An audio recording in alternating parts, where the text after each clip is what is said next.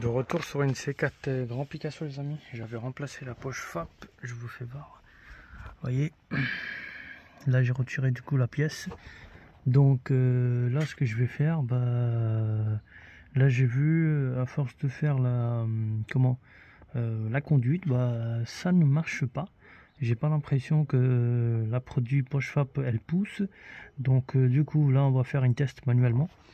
On a raccordé la valise et la valise elle est en train de scanner tout et on verra qu'est-ce que ça nous donne. On attend un petit peu. Là donc une fois qu'il a pris votre numéro VIN, donc là on part dans la configuration. On les garde. Il est en train de communiquer diesel fuel FAP additif. Donc voilà, qui reste stable ici. Hop. Produit FAP additif quoi. Donc là on là-dessus. Paramétrage. Ok. Yes. Donc là, il va enregistrer les données.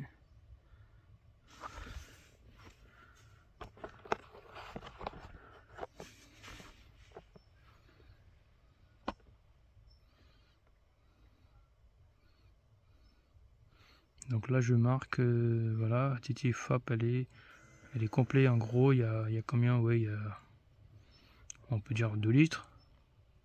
Configuration. On va faire la communication avec le véhicule.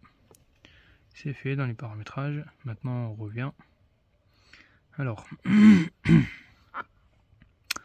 on revient ici. On revient sur les hot functions.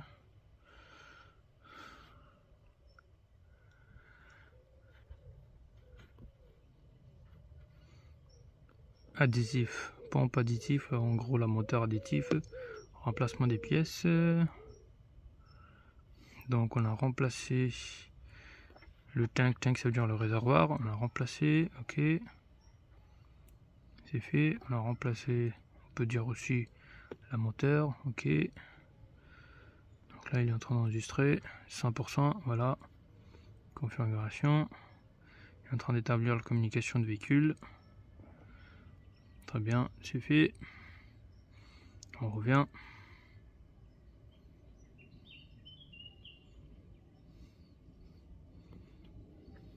Engine ECU, ECU.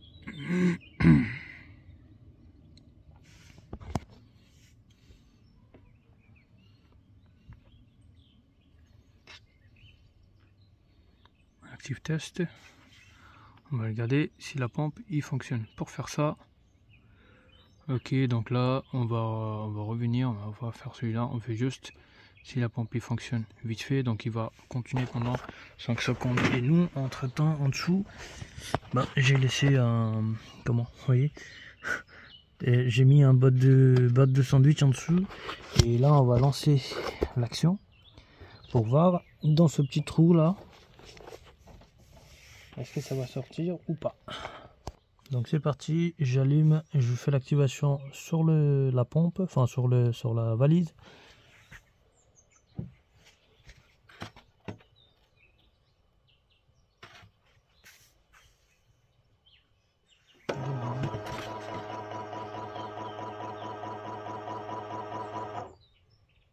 Toujours rien. Ok.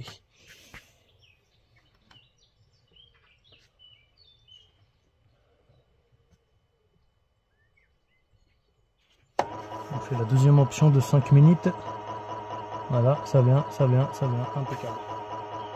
Et on arrête. Voilà, donc là, ça coule, mais ça demande énormément de temps. Donc, comme ça coule, je vais essayer de vous la zoomer de plus près. Voilà, hop, vous verrez. J'actionne une autre fois. Vous voyez, hop. Donc là, le fait qu'on voit que ça coule, ça déjà confirme que la moteur elle est en bon état, donc ça fonctionne. Alors voilà, donc là j'avais arrêté, donc là je fais le recul. Là je vais arrêter sur ce système là, donc je remonte la moteur pompe sur place. le réservoir sur place. Une fois qu'elle est mise en place, et là je viens activer cette option là, check the additive pump flow, c'est-à-dire vérifier comment flow, ça veut dire la pression, si ça marche bien, enfin voilà, l'écoulement je veux dire plutôt. Donc après je vais venir cliquer là. Une fois que la poche elle est montée, j'aurai plus qu'à faire le démarrage. Start ça veut dire démarrage. Donc je ferai mon démarrage et après normalement ça doit se lancer tout seul. Mais par contre il faut faire plusieurs fois pour que la produit elle part bien sur l'endroit là où il fallait en fait. Voilà les amis, je vous fais voir, vous voyez là j'ai actionné la produit, enfin j'ai actionné la moteur manuellement à l'aide de valise et vous entendez du bruit. Voilà, donc il va faire pendant 5 minutes, il va continuer d'envoyer maximum du produit. On va voir est-ce que ça donne une bonne résultat ou pas. Pendant que je roulais les amis, j'ai fait actionner l'activation de pompe. Donc là la seule lumière qui me reste allumée du service, on va regarder ça tout de suite. Voilà, ça c'est le risque de colmatage qui me reste. Parce que si vous voulez, il y avait deux défauts, produit FAP, et bah, celui-là il a commencé à s'afficher quand il y avait moins de produits. Donc là j'ai actionné la moteur de pompe, enfin, la moteur de réservoir. Ça, je peux dire, ça a duré 30 minutes et là le vaillant il est parti. Par contre, je me suis mis à l'arrêt. J'ai fait 3500 RPM. Hein, j'ai gardé l'accélération. Donc pour que voilà ça avance maximum le produit à l'intérieur de pot d'échappement. Parce que le pot d'échappement, si vous voulez, c'est un lien avec la produit FAP additive.